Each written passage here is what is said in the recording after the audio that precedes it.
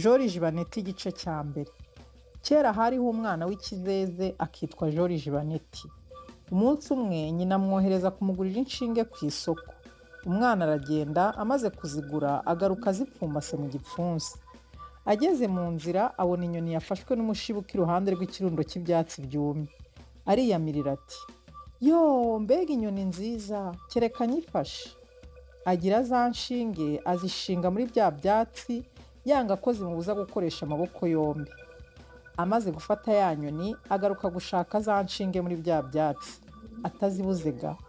Arashaka, aho umugabo abona rumwe izindi arazibura. Bigeze aho nk'aho yagatashye, aribwira ati, "Mama ndamuzi arantonganya ndetse arankubita. Reka nshire ubute nzishake sinamukira."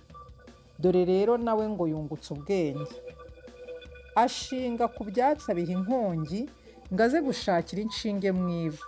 Mbese ubwo yari kuzibona? Erega ntiyari ikizeze, yari akabije. Nuko amaze guheba ataha yifashe mapfubyi. Nyina yumvise uko byagenze ararakara, niko kumubwira ati, "Wacyo ntazi we, imifungo ibiri y'inshinge niyo wagombye gushinga mu kirundo cy'ibyatsi? Wabaye wazitungaga ku kuboko kw'ishati? Dore ndajya gucyarisha iyi suka cyangwa nayo uyite." Joriji isuka arayibatura agenda yishimye kuko nyina atamukubise. Aho muzi uko yabigenje bamaze kumutyariza. Umusa w'isuka yawushinze mu kuboko kw'ishati irashishimuka. Nyina amukubise amaso n'ishati yacitse atera hejuru ati, "Wanjiye we, urabona ngo urapfumura umwambaro wawe. Wabaye watwaraga iyo suka ku rutugu. Cyo nojya gucyura ingurube iri hepfo hariya mu njumbure." Joriji agenda ubwo. Abonye ingurube yibuka ibitutsi bya nyina, niko kuyiterera ku rutugu. Ya ngurube igira ugutwi kwa Baneti irakuha. Noneho nyina amubonye indura yivaho ati, "Yobobobobo, wagipfu we, ingurube yarinze kuguca ugutwi ureba iki? Wabaga wazaga uyikurura inyuma yawe. Ntacyo uzimarira noneho ndahebye. Cyo nojya kwa Veronika gutira inkono yo guteka inyama." Joriji Baneti yiruka ubwo no kwa Veronika mu gacyamo. Amaze gushyikira inkono, ashumika umugozi mu mukondo agenda ayikurura inyuma ye. Hogi hogi hogi.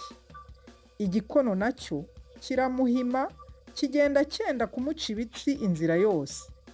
Ageze mu irembo, nyina amukubise amaso ati, "Shuu, Joriji we, nibakureke uri inka mu zindi." "Nanjye ngo uri inka? Ashwi nayo ntuyigejejeho. Nkuye y'amaso sinzasubira kukwakura. Ejo ntaziruka mu gasozi kubera wowe." Nyamara nta mubyeyi icika ku mwana we. Baca umugani ngo uwubyaye ishyano araryonsa. Bwagiye kwira nyina aramubwira ati, "Mwana wanjye, ni wowe mfite wenyine, ni wowe nkunda, ntukababazwe n'uko ngutuka.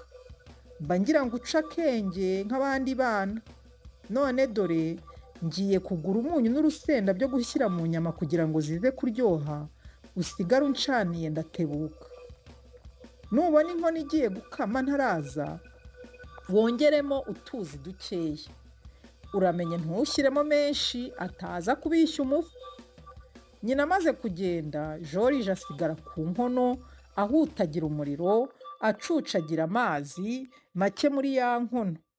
Bigeze aho agira inyota, nuko ajya kunywa divayi. Idebe rya divayi ryari riteretse ku gisanduku hamwe n'andi rifungurirwa mu ndiba iruhande rumwe. Amaze gufungura ngo anywe, yumva umurangu uratunguye, ahaguruka bwangu, yibagirwa gusiga afunze rya debe. Ajya gucurira amazi mabisi muri za nyama. Agarutse kunywa divayi asanga yashiriye hasi. Atera hejuru ati, "Ye baba we, noneho mama aranyica." Aratekereza ati, "Ibyiza ni ukubihisha." Nuko akurengera ku mufuka w'ifu ayinyanyagiza mu kiziba cya ya divayi. Inkoko yarariraga imwikanze irakokoza. Baneta yumvise ayibwirana umujinya ati, ceceka wa ndondogozi we, uramenya utaza kubibwira mama. Abaye akibivuga ayitera bigeze umujugujugu w'icyuma yigesa akajosi, iracuranguka. Abonye ayishe arataka ati, ye baba we, noneho amagi azararirwa nande, reka njye kuyararira mu kigwi cyayo. Nuko Baneti ajya kubunda hejuru y'amagi. Nyina arashyira araza, joriji joriji uriye, ndi hano mbundikiye amagi kuko nishe ya nkoko. Wishe ya nkoko? Wayihoye iki? Yashakaga kundega ko nangije ifu. Wangije ifu ute? Nayisutse mu kiziba cya divayi nari imaze kumena. Wamennye divayi yose yari mu idebe? Mbega igihu cya nyantango! Mana y'ijuru, noneho tugiye kuzamera dute? Dusigaye iheruheru, dusigaranye amaso yo kurira gusa. Dupfuye rubi, rumwe rw'imbwa zitungwa no kugondoza rubanda no kuyogoza amacuti. Nuko Nyamugore asohoka arira ahetse amaboko. Joriji Baneti amwoma mu nyuma. Bwari bumaze guhumana, umuntu yajya kurora undi akabanza gushishoza.